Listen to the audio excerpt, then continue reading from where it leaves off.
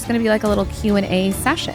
One top tip to grow your brand. It's a topic that I haven't talked about enough, and I will. How do you deal with desperate energy? The best tip on how to handle rejection.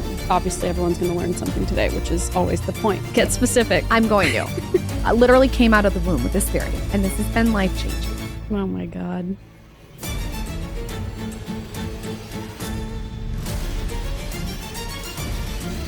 Fresh off my trip, we are doing a solo episode. Katie fucking Hobson has got me in the studio. She has dragged me by my hair to be here. I am jet lagged as fuck. Yes, she's barely alive. I literally had the biggest pounding headache, but we drank some electrolytes. We had some vitamin C symbiotica, some glutathione.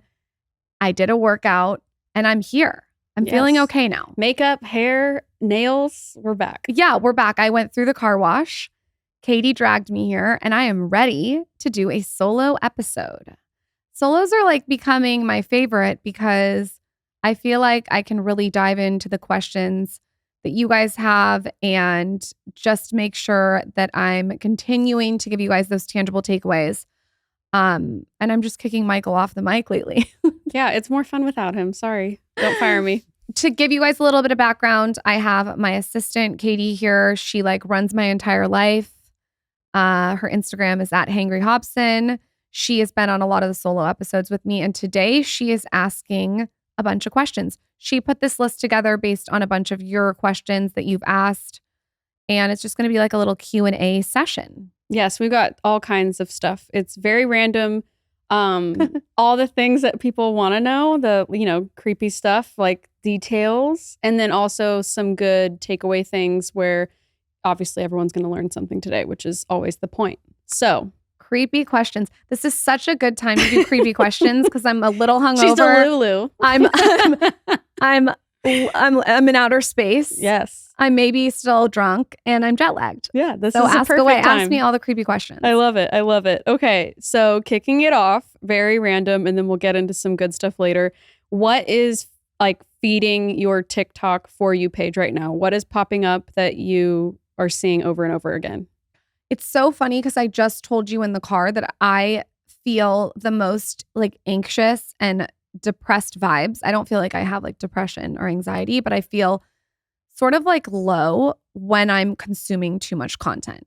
I correlate me consuming too much content with not feeling my best. Mm-hmm. So I really, really try to stay off the scroll.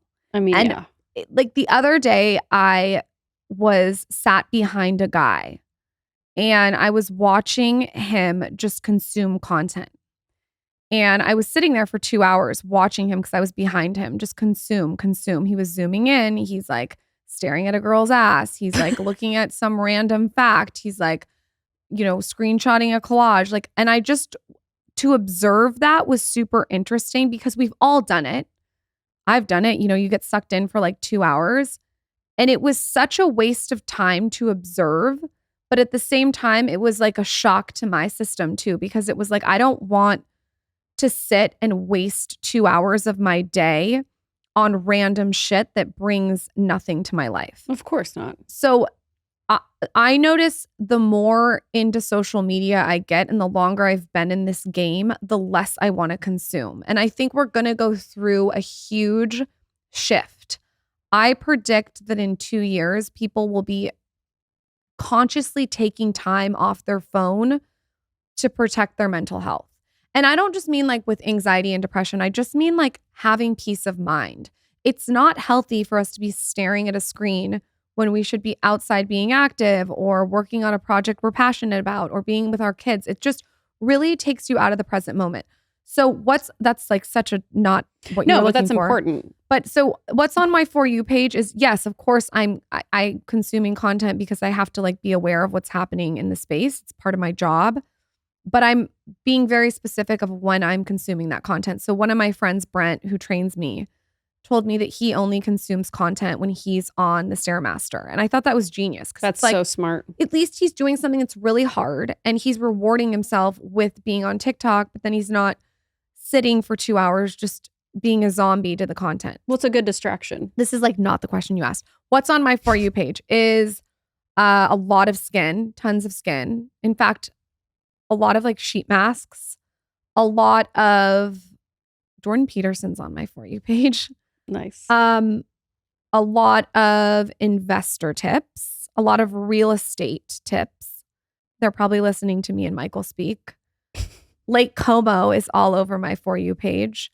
And then a lot of like morning routine, Joe Dispenza. I'm really happy about that. I was going to say your For You page sounds amazing. Yeah, Mine's not. It's because the phone is listening to you talk. And so it's almost like the thoughts that you have make your life. And I hope the words that I speak make my For You page. Yeah, no, I think it does. I think most people would say there's mostly garbage on there. So that sounds very nice, actually. If you have mostly garbage on your For You page, it's because you're consuming it. Yeah. If your For You page is just garbage, then stop talking garbage. Oh, yeah. Do you know what I mean? Yes. Stop gossiping because the phone is listening. I know. I believe it's this so shit. creepy. No, me too. It's disgusting. I don't know. So maybe your For You page, Katie. Your For You page, though, is all cooking. Mine's food. Yeah, it's all food. Good. I love it. Yes, Good for you. I know. It's inspiring. What is your dream partnership as an influencer? If you could like wave a wand and have a partnership with any specific brand, what would it be? Oh my gosh. I don't know any of these questions before this. I know. I didn't show you any of them. She didn't show me anything. Mine would probably be something that's super juxtaposition to what I do. So I'm interested right now in collaborating with brands that are very random. Mm-hmm. I've done brands that really align with Skinny Confidential. We did Canopy humidifiers and diffusers. We did dough cookie dough. Mm-hmm. Buttercream fucking So good. sugar cookie, guys, is so good. We did Spritz, Mm-hmm. which is with the Toast Girls and Boy with No Job. And we did Dry farm wines.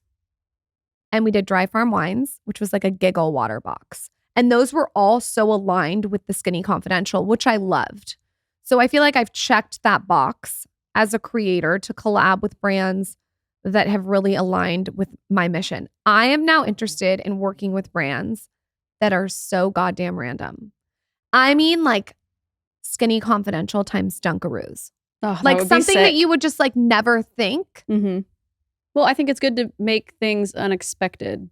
It keeps it fresh, keeps people guessing. And maybe you hit a new demographic too that you're not, currently tapping into. Totally. And I love the nostalgia vibe of that. Something that's so random. So that's really where my focus is. But I will say that my focus right now is on building out incredible products for the Skinny Confidential and less focused on other collabs. On co-brands. Not to say that there isn't something coming very, very soon that we've been working on. There's a couple things coming that we've been working on for literally years, but I'm really, really laser focused, and we can get into it into this episode on my business. And you know that. And I have questions. I mean, we can move into that if you want to. If you had to give someone one top tip, of course there's several, I'm sure, but like to grow your brand, what would you say is the best way to do that, or the best advice to give someone who's maybe a young entrepreneur? The most important thing that you can do is look at where you spend your time. I can look at someone's calendar and see how they spend their time and tell you where they're going to be in a year. If that was a superpower, it's not, and I could get paid for it. That would be my superpower. I can look at where people spend their time, and I can tell, like, you know how they say, oh, like the 5 people you surround yourself with or who you're going to be. No. I think where you spend your time is where you will be in a year, where you will be in 3 years, where you will be in 5 years.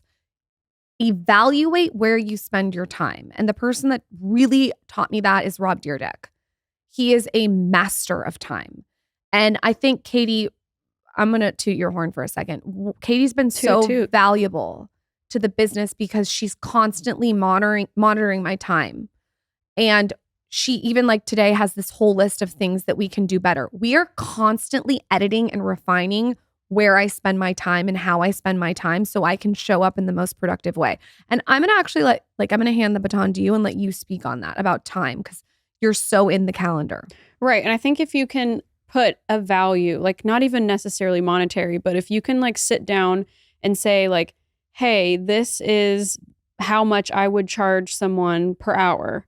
And then if you say, okay, well, if that hour is what I would charge somebody, then what is that value to me? And I think if, let's say I make, it's a random number, but let's say I make $500 an hour. If I know that I'm spending that hour and someone is going to pay me for that value, or I'm spending that my own energy, it's like, that's a lot of money. Like that's a lot of time invested, a lot of energy invested. And like, you have to understand the value of your time. Then once you have that, then go and see where that applies. So like, again, if there's a day where you have 8 hours worth of meetings, it's like, is this the best way for me to spend my time? Knowing that A, monetarily, it might be expensive. B, I just don't have the energy for that. And my energy is limited and I need to know exactly where I need to bank those pieces of energy. I think understanding what you bring to the table and how much it's valued is like step one, if that makes sense. No, it makes total sense. I think it's like lays the foundation. Right. So then from there, if you've now recognized your worth, then you can go through your calendar, go through your life, go through the people that you spend your time talking to and be like, is this worth it? And I think if you can really get serious about where to put your energy and where you spend your time, it's like a good reality check for yourself. And I think also setting those boundaries with other people is important. So then, spending time is a little bit more thoughtful, not as, you're not as frivolous with it. Totally. It's like a flippant energy if you don't be purposeful about it. I think the two biggest mistakes going off what you said are people are either wasting time by scrolling through other people's lives on social media or fucking off or watching Netflix or whatever they're doing. By the way, I'm not saying that I love Real Housewives, but like I'm strategic with how I consume you have it. to be. But they're either wasting their time and being flippant with it, or they're putting their time towards things that maybe don't move the needle in the direction that they want to go. And so I think just sitting down and having a really real conversation with yourself on time is important. Maybe you can give like one or two examples of how we sat down together today for 30 minutes and you told me some things that you thought I could improve on when it comes to my time. Maybe you can give an example. Yeah. One of those is email. I think we have a lot of like different email addresses for different things. And I think it made sense to make those at the time the business was at maybe 3-4 years ago. And I think now in 2023, today, the team has evolved, the team has grown, your time has gotten more valuable. So you need to be more mindful about where you're spending your time. And I think there are things that can be either removed, like it's just not necessary anymore, it's redundant, or can be passed on, like Lainey handles all the campaign stuff. I think anything campaign related, once we say yes or no, can just be passed off. And I don't think you need to be involved in like the day-to-day ops because we already have meetings with Lainey to talk about those things. And you don't like checking your email anyway. So, I mean, it's like a win-win. So that's an example of something. It's like we just remove that process. It's not even required anymore. Yeah. And I think that one is such a good example. You guys are really seeing behind the scenes. And I love this. I think that you know me so well and you know that my time is best spent when I have creative blocks and creative writing blocks and like blocks spent with Weston, like a brainstorm with my business partner. Like, where it's so important for me to be so we can really move the needle on the business. Another thing that we eliminated that I think is going to be life-changing is we were doing a lot of like 15-minute calls. Yeah, those are gone. And they were like filling up the whole day. And that's sustainable until it's not. Right. And it got to the point where I was doing like, several 30, 15-minute calls in a day. And it was many. just too much. So we've eliminated the 15-minute calls and we're doing like an hour team brainstorm. And like, I think also like delegating and passing the baton to other people so they can progress and get a raise and thrive in their position is so important. Absolutely. I hope that was like No, that was a That was good a answer. long answer. That was a long answer. No, but it was good. Last little business question before I'll take a hard right. But what do you look for in a business as an investor? If someone says, hey, I have this brand, I would love for you to look at this pitch deck as an investor. What are the things that you were looking for specifically?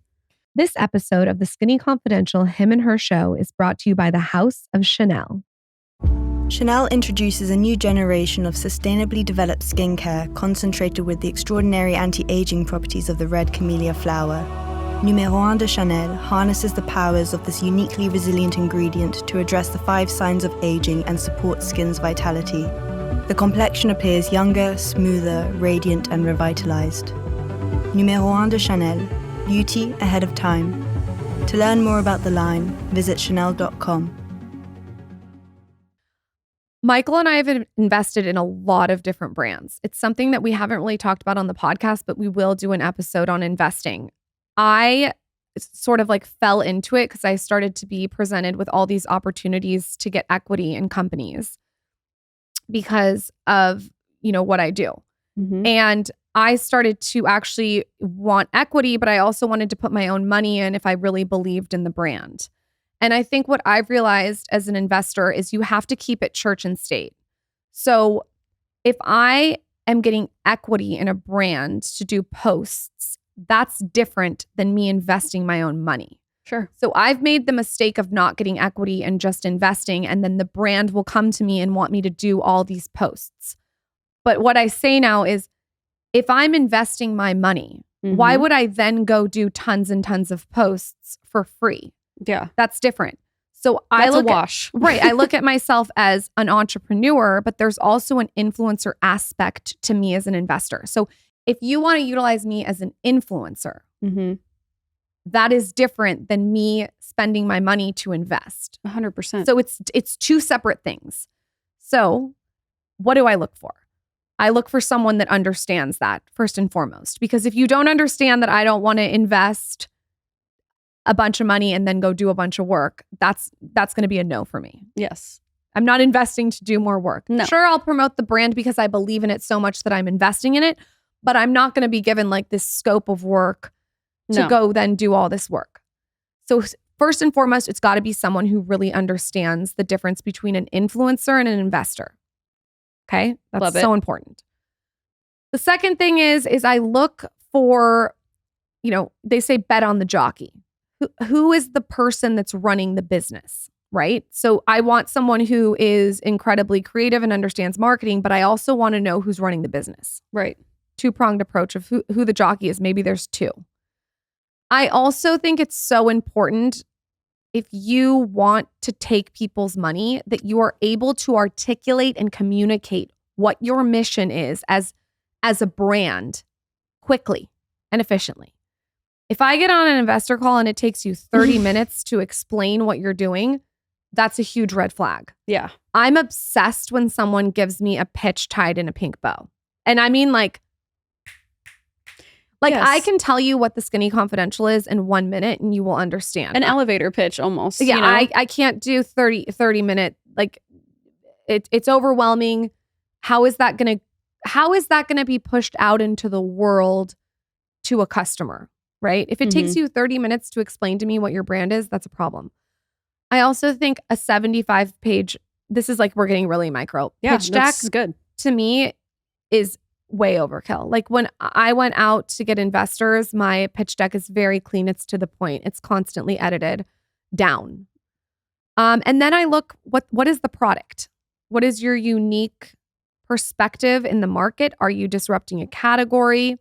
Does this bring a fresh new breath of air? Branding. I mean, it's a lot of different things. I'm not just someone that's like, oh, this person had a hit in 2001. I'm going to throw money at it. Or, oh, this is pretty and cute. I'm going to throw money at it. I'm very thoughtful. And I think Michael brings a super interesting perspective to the table too, as sort of like my counterpart investor, because he's very good with numbers. He's very good with logistics. And I think I sort of spot the talent in it. He evaluates the numbers. He goes through all the nitty gritty of it. Yes, you guys make a really good team. I think you have such a good eye, creatively. I think entrepreneurially, obviously, you And then Michael, of course, is so knowledgeable on that as well, but like more from an analytical perspective. And I think you two together on a meeting, I've been on several with pitches, I think it's, if you two can't come to a conclusion, 10 minutes into the meeting, I think you guys are a really good judge of all of that. Well, the people thought when I first started out, oh, she's just an influencer. I'm going to put her in this box. Like, let's just get money. And I think that I hope that as I've grown as a businesswoman, that I come into it with more knowledge than when I first started, because people just want to put you in a box. They're like, oh, she'll throw money at it. And you're right. Me and Michael do know 10 minutes afterwards. Yeah. And if you guys want to check out some of the brands that we're invested in a bunch, but like some of the ones that I'm just so passionate about are Chroma. Oh, so good. Chroma, I tried and I literally was like, Lisa, I need to be an investor. Yeah. And I have their matcha every single day. The bone broth. Obsessed with their cranberry hydration electrolytes. Mm-hmm. It's literally the best. They're like spicy cranberry. Everything's spicy. And I love that. So good. Like not necessarily in a hot way, but it's like punchy. It's punchy. Yeah. It makes you want to drink more. It's so good. And I'm such a fan of the ingredients that I like attacked her to invest. So that was something that I actually like actively was like, I want to invest in this brand. And then Canopy, of course, I'm an investor. I'm such a big believer in how they've disrupted the humidifier industry and diffuser industry, which so much so that I literally co-branded with them. Mm-hmm. Doe, same thing. Yep. So I just love Sabina. I think she's so talented and what she's built is incredible. And then Array is another great one. That's a product that I tried, fell in love with, met the founders, Sif and Nish, and I was like, we need to invest in this. And so those are 4 that I would like, if you guys want to go see sort of how I invest, you can see those brands and you can see the thought process around why we chose them. Love it. I think you can use code SKINNY for all them. I was going to say, I think go every get single the fucking one. cranberry hydration. Oh, that's so good. Electrolytes. Don't sell it out though, because I buy like 10 a month. Okay, like I said, hard right turn. We're gonna do some like quick little, I would call them maybe rapid fires, but of course elaborate however you want to. What are you currently reading? Oh my God, I'm reading the best book. I'm reading Johnny Carson's autobiography that was written by his lawyer, which is so fucked up because he died. That is really fucked up. It's like you writing a book when I die. I'm putting that on my to-do list. Like a tell-all. Oh my God. Seriously like such a tell-all. You would haunt me from the grave. Take notes. I would never. I will send spies that I already have hired to make sure. No, but his lawyer wrote a tell-all, and I mean, it is a juicy fucking tell-all. That's gnarly. That's so cutthroat. It's really good because he was a talk show host, obviously, and there's a lot of things that I relate to him on interviewing people. Obviously, he was like the Tonight Show. He was huge. I'm not saying I'm like him. I'm just saying from a micro perspective, I relate to a lot of the stories that the lawyer tells. And you should read it because I relate to. He's like known as an asshole in the industry. But I kind of like understand him because he gets romantic about the creativity of his job. Oh, yeah, that's you. Yeah, and the lawyer really helps him put it in perspective. You should read it. I will. It's not even that he's like such an asshole. It's that he's just so romantic about the job and less romantic about the money. Mm-hmm. And it's really interesting to read. And it talks about I think he had like 5 marriages. Oh my God. Joan Rivers, his obsession with the tennis club, which is making me just like even love my tennis lessons even more. I was going to say tennis girly over here. It's like Hollywood, it chastens, back in the day, all the restaurants he liked, what he drank, what he ate. It's really, really good and it's really well written. So I'm reading that. I am reading, God, let me pull up my Kindle. I was going to say. I read like 3 books at once. That's why I thought this would be a good one to ask. I know you have multiple things open at once. Great one. I just bought Cleopatra and Frankenstein. I haven't started it yet. I also just bought The Book Thief. I'll keep you posted. And then I finished recently all of Andy Cohen's books. So I read The Daddy Diaries, The Andy Cohen Diaries, and then The Most Talkative. And I'm obsessed with it because he formed the books, at least the 2 diaries, off Andy Warhol's diaries. And it's basically just his stream of consciousness That's and everything he trippy. thinks. So Mhm. like he writes down like what he thought of the cab driver and like what his doorman's doing and like what he ate for dinner and what he thought of this housewife and how he went to dinner at Kelly Ripa's. And it's you get into this flow where you're reading it and it's really like reading his private diary. That's It super was cool. really good. That's an interesting concept. It was really, really good. I would highly recommend.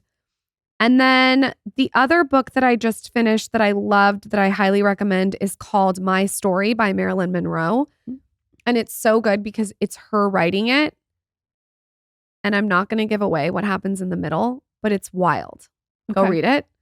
And then lastly, I just finished and highly recommend Brooke Shields' book. Ooh, nice. There Was a Little Girl. Really beautifully written. I read her other books about postpartum depression like 10 years ago. And I just finished There Was a Little Girl. And it was about her complicated relationship with her mother and how she like loved her mother but hated her mother. And I thought it was really profound, really good. So those are the books that I'm amazing. going through right now. Good. What is your current food obsession? What do you think I'm going to say? Meat. I just ate a bowl of Force of More Nature. beef. I am on this weight loss journey right now. I am still losing weight from Towns. I'm almost to my goal, and meat has really helped me get there. So what I've noticed is the more meat I eat, the more I crave meat. Mm-hmm. And I've also noticed my hair grows 10 times faster. It's thicker. I'm not having to wear extensions. My nails are stronger. My skin is clearer. I have more energy. And my body craves protein. I work out a lot and I just love beef. Yeah, we went into that with your weight training and protein episode too. Like a lot more detail if anyone's interested in that episode. I'll find the episode number 2. And what's another like upset? I really love Hue chocolate, almond butter, quinoa. It's like crunchy. And I have a couple squares of that every single night with a magnesium water. And it's heaven. It's like the perfect sweet treat to wind down with because obviously chocolate has magnesium and then I have my magnesium water and I look forward to it every single night. And I feel like it doesn't make me crave a bunch of sweets during the day. And I've made like a healthy little habit stack with Zaza. She's like, Mom, where's my magnesium water? Can I have a bite of chocolate? It's like a little wind down that we do. So those are my obsessions right now. Beautiful. What is your favorite cocktail if you're having a drink? What are you into right now? Okay. Get specific. I'm going to. Because I am committed to losing this last 10 pounds. And this has been life-changing. It is tequila on the rocks. What tequila?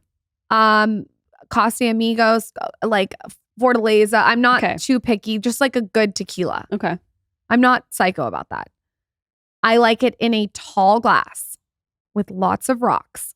Okay. I would love a rim of tahini if they have it. Then I want a shot of tequila in it. And then I want an inch of lemon or lime.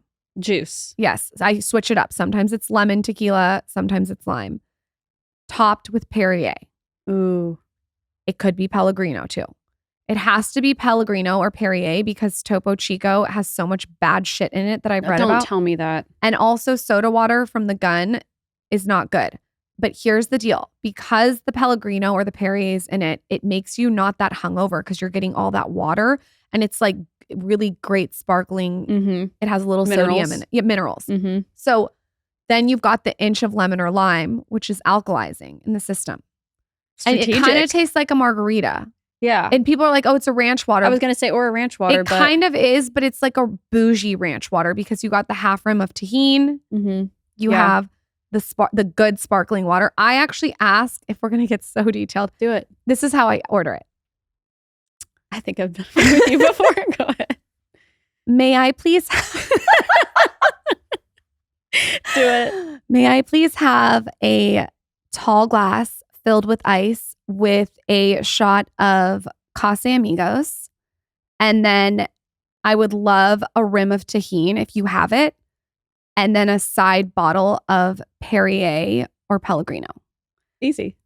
And then can I also get a shot of lemon or lime juice? So sometimes I'll do like the tequila lemon fizzy situation, or I'll do.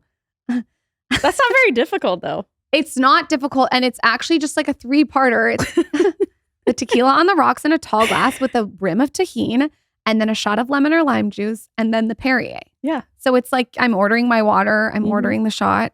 And then you mix it at the table yourself. And then I make it at the table myself. Yeah. I mean, you're doing most of the work for them. They should be happy. And you also want fresh lemon or lime juice if they can squeeze it. Awesome. That's perfect. So with having a cocktail, you're like now going into restaurants or whatever. Where are your favorite spots in Austin, LA, and or New York? Anything you can think of off the top of your head to eat, to have a date night, to go out, have a drink, whatever. Here's my thing with Austin. When I'm in Austin, this is like my sanctuary where I'm really not drinking that much. I'm busting my ass. I'm committed to my business. I want to be in office. I want to grow my team. I want to be in bed at fucking 7:30 at night with a Kindle with some red lights and 528 hertz. It's a very like, what I've realized about Austin is it regulates my nervous system. Mm-hmm. And I want to talk. Well, you're home. Yes. Yeah. And I want to talk more about the nervous system because I've realized through a lot of trial and error with wellnessy things that at the core of it, the most important thing that you can do for yourself is to regulate your nervous system. Everything in this world is committed to fucking with your nervous system. These lights above us, the cameras in our face, your phone in your face, the headphones, the loud noise, the alarm clock, the ping on your computer that I can't say. Want to slip my wrists. It just, I can ping, like I can't. But my favorite thing is to regulate my nervous system. And if I can do that when I'm in Austin, that's the move. But if I go out for an occasional cocktail, which we do, we have like a date night. We do Jeffrey's, bottle of red wine and a steak. Amazing. Yeah. I love Commodore Perry. You have gone there multiple times with me for like 300 margaritas, pancakes, and the pancakes, the bacon, the tacos are incredible. And the vibe is just it's very European. And I like that. It's very airy there. And then where else? I love like Sun Life, but that's not. No, I mean, that's not drinking. I love Sun Life, the bone broth, the spicy bone broth. You cannot go wrong. They have amazing smoothies. And then other than that, I mean, where else do I go here? I'm like, I mean, not really. Move to LA. There's more fun stuff in LA that you like. LA Sunset Tower for dinner is incredible. On the patio. Beverly Hills Hotel is just great for a fun dinner with lots of champagne. Craig's, their cookies are amazing. I love Medeo, Italian food, so good. And then Giorgio Baldi. Iconic. Oh, it's so good. In Santa Monica. The pasta there, they do like a 3 pasta sampler, you guys. If you're there, go get it. It's like a spicy pasta. I think it's a pesto pasta. It's really, really worth the drive if you're in a West Hollywood. And it's just an incredible restaurant. There's also this place by Giorgio Baldi that has amazing pasta, but I can't think of the name. If you know the name, DM me. It has like the best pasta. I want to say it's called Felix. But Giorgio Baldi is amazing, okay? Go there. It's in Santa Monica. Go get a bottle of Brunello and the pasta sampler.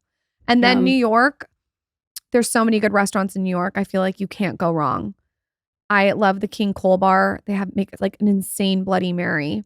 I love the Polo Bar. I was just going to say the Polo Bar. Yeah, that's probably my favorite. They have these fried green olives that you get when you sit at the bar and you have a martini. And then they have an incredible burger. I was just in Milan and went there too. Like their branding is so consistent. The restaurant is so consistent and the burger there is just one of the best burgers I've ever had. So anywhere where there's a Polo Ralph Lauren restaurant, go. I think there's one in Chicago, Paris. It's insane. Scalinatelli. Yeah. Am I pronouncing that right? Who knows? Scalinatella, I think. I'm not pronouncing it right, but that's not important. And they're old school. You have to call and make a reservation there. I love it. They're old school. I know all the waiters there. They know your name. It's like a martini, a bottle of wine. Again, pasta sampler. They have a truffle pasta where they fucking shave the truffles all over your face. It's so good. Blake Lively says, like, if she was deserted on a desert island, that's where she would go for pasta. I'm obviously a big Italian person when I go to New York City. And then I love like the really iconic bars. Amazing. Good. Well, everyone, that's like 10 recommendations if you're in these different spots, which is good. What are the top 5 supplements you can't live without? I'll keep count. Symbiotica, I'm going to go with the vitamin C, glutathione, and the magnesium spray. Okay. Those Amazing. 3 are my favorites. Sorry, those I'm going to say. Yeah, Symbiotica's one. That's one. Ritual multivitamin every single day, minty fresh. Love. Just Thrive probiotic, take it every single day. Array, if you're bloated. Yep. Incredible. Especially like if I eat pasta at night or pizza, no brainer. And when I fly, when you're puffy, it's just such a great one because it's all natural.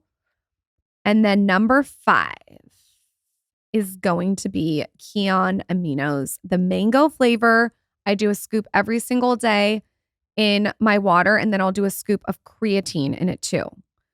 And if I was going to add an extra, I would do magnesium powder. Yeah. Magnesium you can get from JS Health. She has a good one. Moon Juice has a good one. So does Thorn. Those 3 are great brands. And probably code skinny on most of those. I think it's all code skinny. And every single one of those brands are brands that I believe in so much that I ended up working with them or investing. Mm-hmm. So those are my favorites. I've really done my research on, what actually works because I'm not going to be ingesting something every single day and having my kids ingest it. Yes. That's not 100%. Like Zaza and Towns today both had the Symbiotica B12 and the Symbiotica vitamin D. Like I squirted it in their mouth, squirt it in my mouth. Like Symbiotica is just creme de la creme. I also, do love Quinton. It's by Water and Wellness. Yeah. And it's like the little minerals. Mm-hmm. That's good too. Yeah, those are good. I know you guys are always cracking those. We're cracking those open. I've cut my finger, but that's okay because I'm getting my minerals in. What is who is your dream podcast guest? Put it out into Dead the or universe. alive? Either one. Carolyn Kennedy Bassett. Dead. Alive. Also, I'd love to interview Johnny Carson. Oh, well, yeah. Alive. Howard Stern would be fun. That would be amazing. Kris Jenner, just not even to talk to her about gossip or her family. I just am dying to interview her on her schedule. Oh, I want to know I would give up my firstborn to get the answers to that. Ins and outs of how she plans her pantry and who is coordinating the closet. Who's her team even? Who's her team? How does she hire? How does she fire? I'm just obsessed with the infrastructure of Kris Jenner and what it takes to be such a high performer. I don't even think I would ask her one question about anything else other than her routines and I would die for that. Yeah. I would die for that. And then I would die to interview Charlie Munger and Warren Buffett. Hell yeah. Hell yeah. We'll get a letter in the mail. How do you deal with desperate energy? What do you do to combat against it?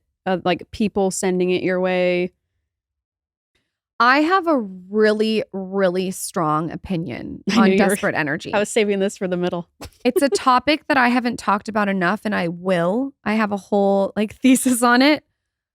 But I think it is the number one thing that is in people's way when it comes to dating, relationships, friendships, and business deals. And I promise you guys I will get into it more because I have a book report on it. But what I would say that if you're leaning in and chasing something and it's not chasing you back, you got to lean out. 100%. You know that book, Lean In? Yes. I'm going to write Lean Out.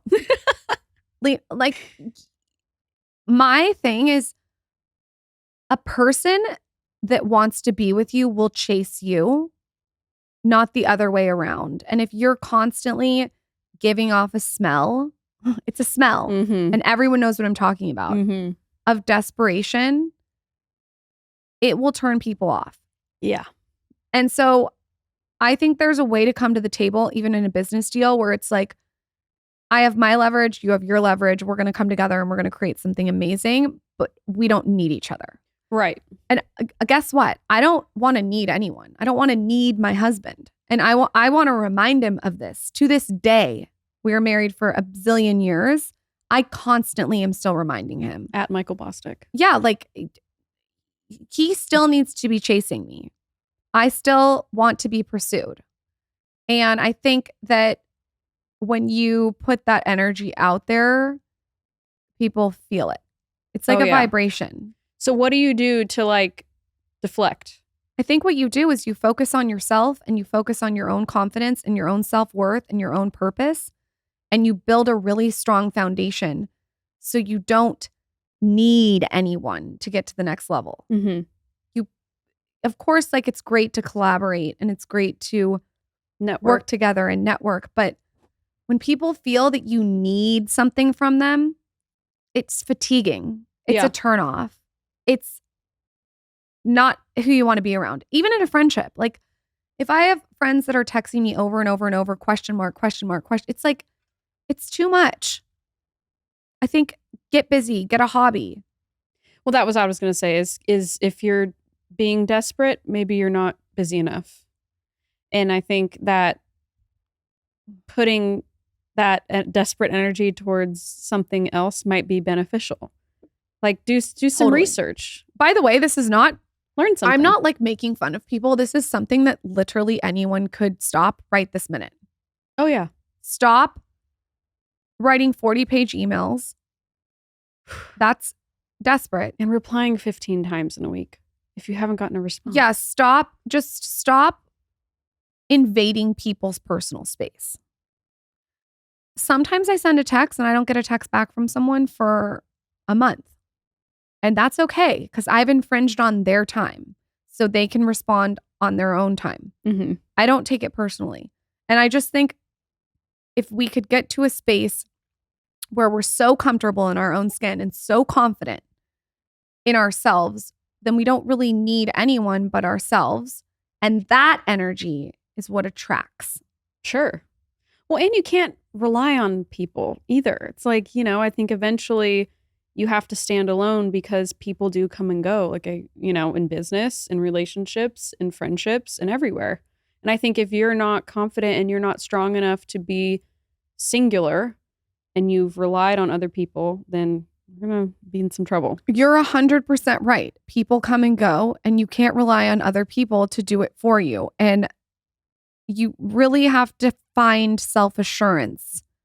And it's something anyone can do that is listening. It's also catching yourself when you are acting desperate. Like, maybe you go to a networking event and you're like up in someone's space. You can feel it when someone's like, it's too much. Yeah. Oh, yeah. And listen, I'm not perfect at this. Like there's been times, like I said, we'll do a book report on it, when I was younger where I did it wrong. But I learned quickly and I adjusted. And I think it's really important to also watch other people's behaviors around you and pinpoint what is desperate and what is not and adjust accordingly with your own behavior. Right. That's some good tough love. Yeah. No, that's some tough love. Listen. Yeah. It's good. This ain't for everyone. This is not going to be for everyone. That's the best love. People are turning me off right now. But it's really self-aware. Yes. Self-awareness is like the key to everything. I feel like I'm always checking myself, overthinking things like, was that too much? Was that not enough? Like, what was that response? You know what I mean? It's like, if you're not having a huge internal monologue. Yeah. Go read Andy Cohen's book. Yeah. You need to, sit down and find God. Self-awareness is a really important skill. Yes. Let's talk more about that in TBD 2023. Do you manifest these days, whether that's in your meditation or just speaking out loud to the universe, writing things in a journal? Do you manifest? I don't know if my word is manifest. I would say my word is visualize. Okay. Manifest is like, to me, this is my interpretation. Manifest is like I'm going to manifest that, you know, I'm going to grow an inch. Like it feels like very like without action. Mm-hmm. Does that make sense? Yes. It doesn't, it feels like you're just like thinking your way through life, which is great to think amazing, positive thoughts, but thinking is not enough. It No. needs to be mixed with execution. You got to move. The visualization for me helps me execute on what I want. So every single morning, really, really try to hit every morning. This morning, I laid in bed before my kids got up. I was jet lagged for 30 minutes. And I just visualized what I want in my business, what I need in my business, what needs to happen in the future, you know, my family life. I visualize everything I want. And I also visualize like weird little things. It could be like even, I'm going to give you guys something like so little. It could be like how I want a trip with my friends to go Mm-hmm. and how I want to show up. Like really, this is what my inner monologue is, going off what you said. I don't want to be on my phone the entire time I'm with my friends. So how am I going to combat that? I'm not going to go on a beautiful trip like I just went on. With your head down. No, I'm just not going to do it. But that is a thought out visualization. It's not just something that comes to me naturally because for what I do for a living is on my phone. So I will sit in a meditation and I will be like, okay, I'm going on this trip for 2 weeks. I want to be really present. I don't want to be on my phone. If I'm with my kids, you know, how can I find pockets to try not to be on my phone in front of them all the time? Again, constantly refining. I'm not perfect at it. You know, how do I want to show up even on social media during this trip?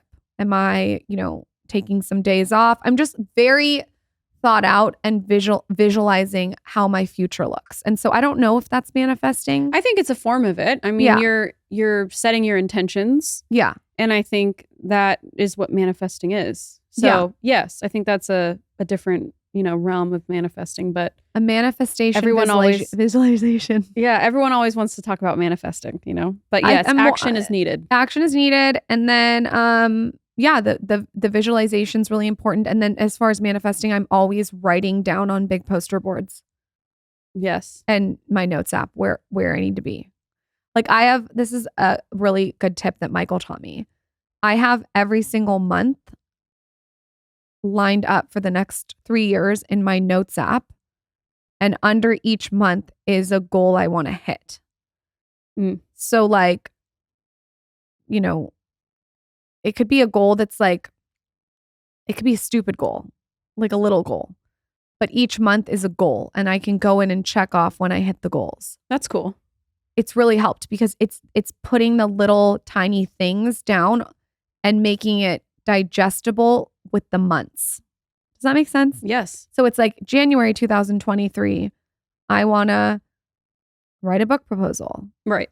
And and then I can check that off. Well, it's just like a little step in a grand plan. Yes. You know, and I think making it digestible is probably what I think most people don't do.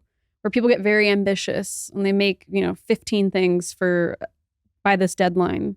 And I think, you know, I mean, yes, sometimes you have to hustle things along, but I think making it digestible and making it a small and meaningful list is probably the better route. Yeah. And then you can also see the full picture when you make the list and you don't have all these abandoned projects. Mm-hmm. Oh, yeah. I have a graveyard. No, write your months not out. anymore. Not anymore. Oh, no. Yeah. Once I got serious about my like life and what I want and, you know, like. I know. How are you? What do you mean you have abandoned projects? No, I feel I like do. you're like. It was when I was younger, you know, weird dreams, weird ambitions. But yeah, you get older, you learn things. And yeah, I follow through now. What is the best tip on how to handle rejection? And that might be in dating. Maybe it's in business. Maybe you didn't get the job you wanted. What's your best tip for handling rejection? This is a theory that I've had since I was little. I literally came out of the womb with this theory. Okay. This theory is like the theory that I live by with rejection. I don't want something or someone that does not want to be around me or want. Preach. I don't understand even having a conversation about it. I wouldn't want to be with a person that doesn't want to be with me 100%. I just wouldn't. I don't know. Why do I want to convince someone to want to be around me? Yeah. And same, I think that goes right along with too, and applying for jobs and getting rejected. It's like, if they didn't want you, then get out. Moving on, It's just a waste of your energy to try to convince someone or something or some job to have you when it's not a fit. And like every single rejection that I've ever had in my life has created another opening somewhere else. Sure. That makes sense. What is the best business move you ever made for the Skinny Confidential or the Him and Her Show? Or maybe it is the Him and Her Show. I don't know. The best business move that I've ever made is starting a podcast, because a podcast is so synergistic to my personality. I can only look at photos of myself for it's boring to me. It's like, and so that's not sustainable to just be posting photos of myself all the time. I post photos of myself to support what I do for a living, but I don't want that to be my main cake. Sure. It could be the sprinkles.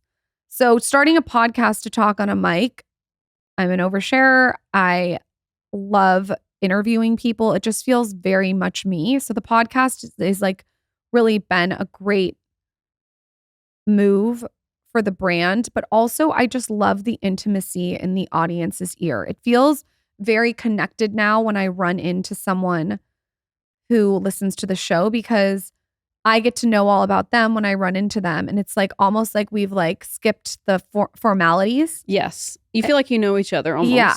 Because you know what they're interested in if they're listening to your show. Yeah. And I also think like they already know a lot about me from listening to the show. So then they can tell me all about them. Yes. And that's fun to be able to have that interaction. And then basing that rolled into launching a network, Dear Media. Yep. Which has been like the wildest ride. And then being able to launch the product line while having the podcast. It was like content marketing for the product line. So it all sort of like fit together. Yep, it does. And it's weird because I don't think there's any other model like that I know of where you have that little synergistic like circle of outlets that work together. You know what I mean? Like it is very unique in that sense, and it works. It works. It flows. And it's been a wild ride. You can write my book when I die. Yes, I can't wait to do that. With all the secrets. What was the last thing you ordered on Postmates? 2 Khalil style spicy bone broths. 1 tropical mango smoothie. Add chia seed, no juice, sub water. A celery juice. Add cayenne and lemon. And this is for Zaza, very specific. Mom, I want an oatmeal with no peanut butter, extra chocolate. They have like a cacao chocolate sauce and chia seed. Yummy. And this is all from Sun Life. And I order from them all the time. My kids love it. And it's just the best. And sometimes I'll take their bone broth and like heat it up and add rosemary and make it like romanticize it. It's very good. Love it. What was the last thing you ordered on Amazon? I think I made the last I have a little bit of an Amazon problem. I'm going to put this in my storefront of what I ordered. I ordered Epsom salt, but it's organic baking soda with no aluminum, and lavender essential oil, because I'm going to make a bath that was recommended to fight jet lag. Nice. I then ordered hot pink shorts that lift your ass. Amazing. I'll put those in my storefront. And then I ordered, so it's like a sheet mask, but it's cut up in squares. Okay. You're going to be obsessed with this. And instead of like having to apply the whole sheet mask, you're like running out the door, you got to go. You take the pads and you put like a pad on your cheek, a pad on your other cheek, and a pad on your forehead. And it's by a Korean brand. I'll put it in my storefront. And then I also ordered, just giving you 2 more. We love the extra credit. This vanity mirror that is like the best lighting ever.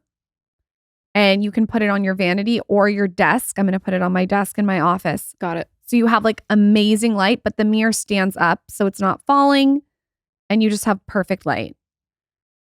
And then the last thing I ordered and you opened it was this white rose gold handheld steamer. Oh yeah, that's cute. I might It's order so that too. cute. You should order it. Yeah. It's so good. And you can steam your clothes because I can't with wrinkled clothes anymore. It looks like a Nerf gun. It looks like a Nerf gun. It's really, really pretty. And it has like 2,000 reviews on Amazon. And it basically just steams your clothes and removes the wrinkles. And I'm really into white and cream right now. Because Right now? well, it's just like a calming color in my house. No, I love it. What is your favorite quality about Zaza and Towns right now at the stage that they're in? Like, what's something funny that you're just like dying for? I mean, I know you are obsessed with them, but what's like a weird little personality trait that you see coming through that you're like, oh my God, like my kids are developing their like personalities? Zaza is so fun to have a full conversation with now.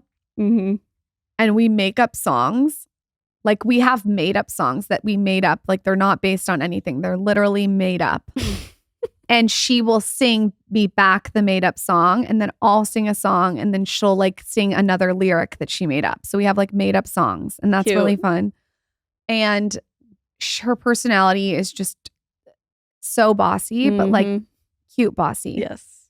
And I love teaching her things. So like right now we say, what is there no? You've Yep. heard her say this. Yep. I say, what is there no? And she says, there's no whining and there's no screaming and there's no biting because Towns bites sometimes. So like we just have like all of these like little inside jokes. And then we also have little routines that we do. Like every morning she asks me for a vitamin. I'll give her like a Haya Health vitamin, or she has her vitamin water at night. I think it's really cute to like give them little things. Like she will cut her own food with her plastic knife. Mm-hmm. Just there's like little moments throughout the day of little traditions that I hope that she remembers when she's older. I try to make like everything that I possibly can fun because I do work a lot. So Right. I'm like, how can we make things special that should be like normal? I did this thing where I took her toys. I'm going to post this on Instagram. I took her toys and I froze all her toys in a huge bucket. What? And they were frozen toys, like from the movie.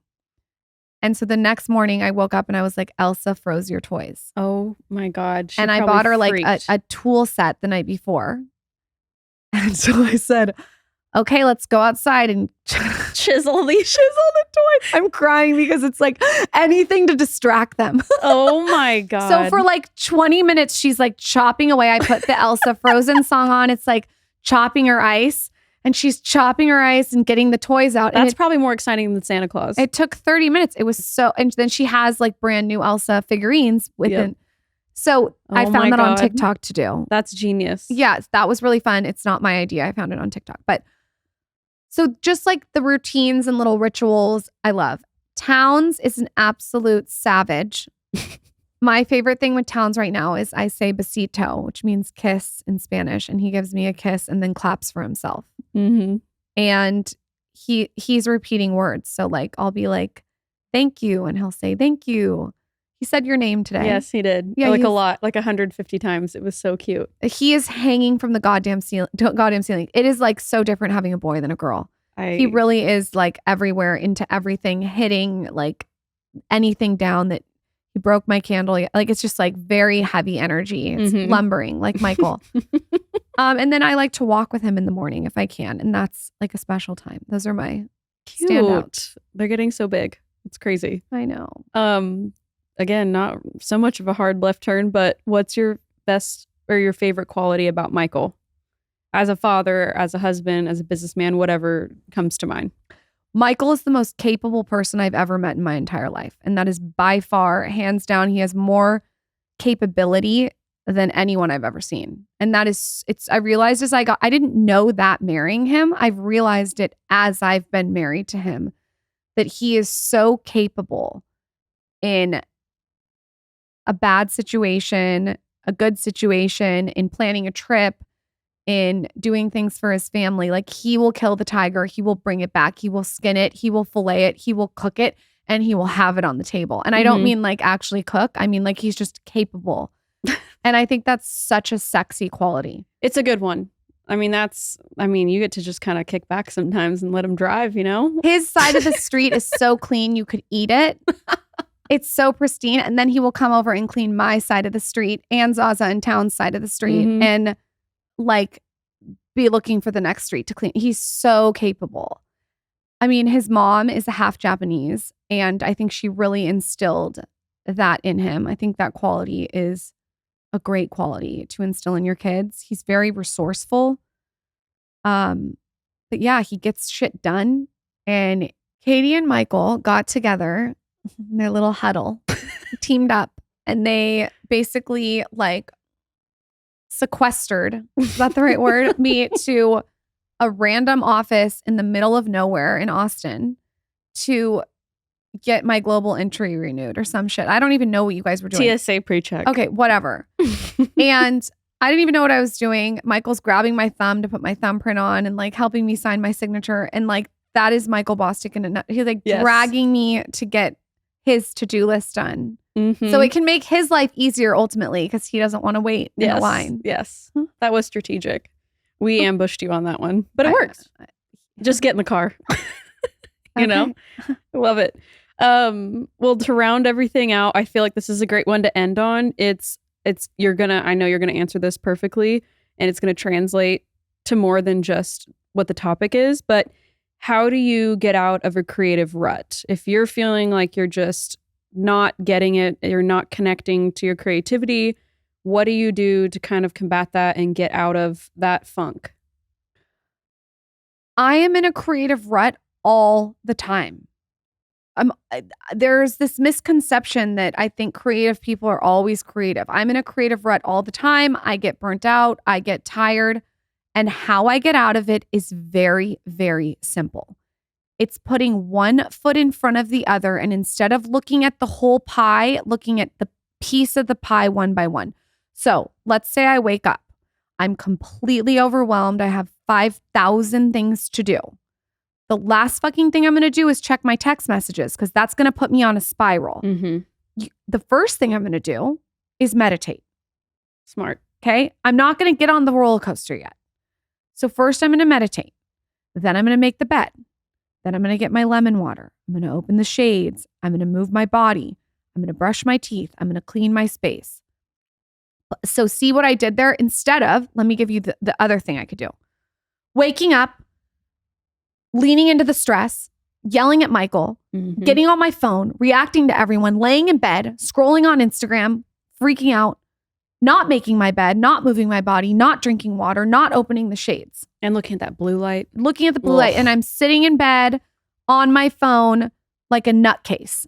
That is not what I'm going to do. That is what I would have done when I was 25. I don't do that anymore. I wake up and I realize those little tiny moments that I have in my toolbox, the screws and the bolts, the moving my body, the water, the getting to the gym, what's most important?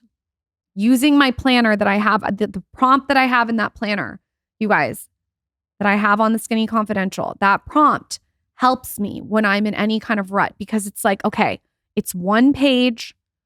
What is the meditation of the day? What is the book?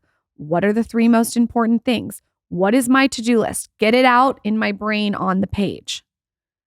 It's not getting on the phone, getting on the text, getting on the email. It's just doing the little things to get your head right so you're effective and efficient and running your business like an athlete when you have to get into it.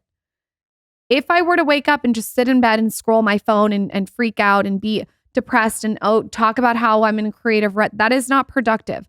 And what I've realized is it's the little things in your routine that put you back on track. If you don't have the little things, it's impossible to get back on track. So when I wake up and I'm depressed, I'm anxious, I'm stressed out, maybe I'm hungover, whatever it is, it's getting up, it's doing the little moments to get my head back on the right track. That makes sense. It's the little things, showing up day after day after day, chipping away. And that is, trust me, after many years of doing it the wrong way. Chipping away like the Elsa frozen bucket. Chopping my ice, like the ice chopper. Can you please cue the Elsa chopping ice song, Carson? Yeah, that's perfect. We're going to need to cue that right now. Well, I think that's a great spot to end.